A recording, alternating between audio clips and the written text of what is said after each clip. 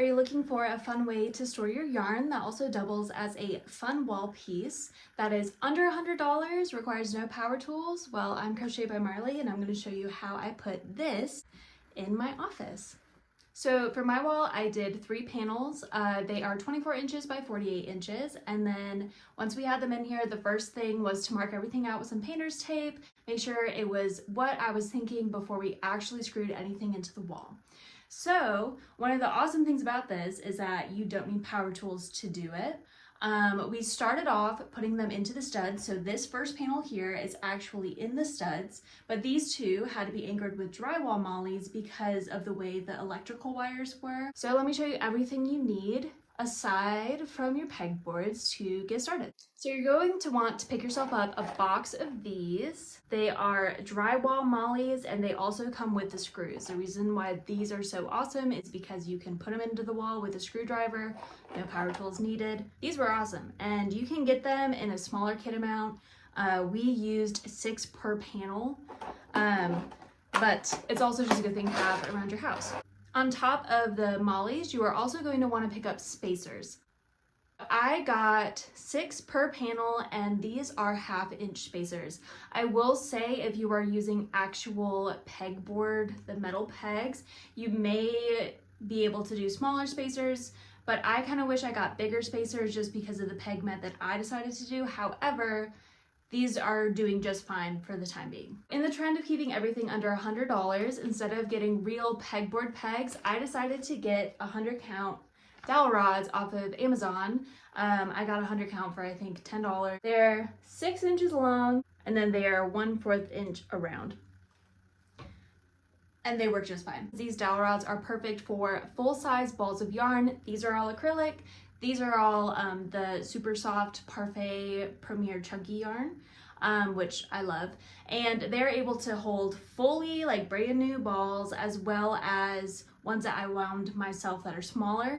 So like I said before, I have 6 mollies and screws and spacers for each panel. So that's 2 up top, 2 in the middle, 2 in the bottom. You'll want to figure out what works for you. I already knew exactly what yarn I was going to put on here. So I knew it wasn't going to be super heavy. I have all of my yarn up here. I tried to have as much of a variety as I could, and I keep a lot of my extras in my cubbies underneath. I just didn't see a need to put 15 white and black balls of yarn up there. Plus it keeps it pretty with the color changes. So I've had this up for about a month now. I haven't had any problems. I will say it is super awesome to poke my head in here and see what's on the wall and know exactly what I need to order more of, what I have a huge backstock of, and what I maybe I'm not using that much of, so I don't need to order as much in the future. Like I have quite a bit of this yarn right here that's kind of been sitting, but I also know I need to order more lilac and purple yarn because I don't have any in my backup space. While I know not everyone has someone that can help them at home, I do want to say you can do this project by yourself. It might just take a little bit extra finagling. It's a little difficult and was a lot easier having someone hold it and mark out where the pieces need to be screwed in, as well as holding it on the wall to screw the pieces in themselves.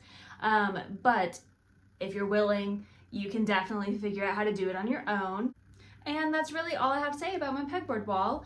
It was a super fun project. I absolutely love the outcome of it. I love projects that are under $100, and I'm sure there are many people out there that do. It was a very quick and easy project to put up. I would say if you ignore our trial and error and having to go get additional pieces at the hardware store, it probably took about 1 hour to 2 hours, which includes putting all of my yarn up, which also took some trial and error. But it's a super fun project, and I love how it also looks like a little art piece in the back, and there's room on top of my shelf now for all of my creatures that are waiting to find their new homes. So I definitely recommend. I just want to say a huge thank you to everyone that is here for my very first YouTube video. I am so excited to be able to film more content in this space. I love my office and I love being in here, and I feel like it is such a fun backdrop. And if you are new here, then I hope to see you again as I keep posting. But other than that, thank you guys for spending some time with me, and I would love to see anyone's finished pegboard walls that they decide to do themselves. Bye y'all.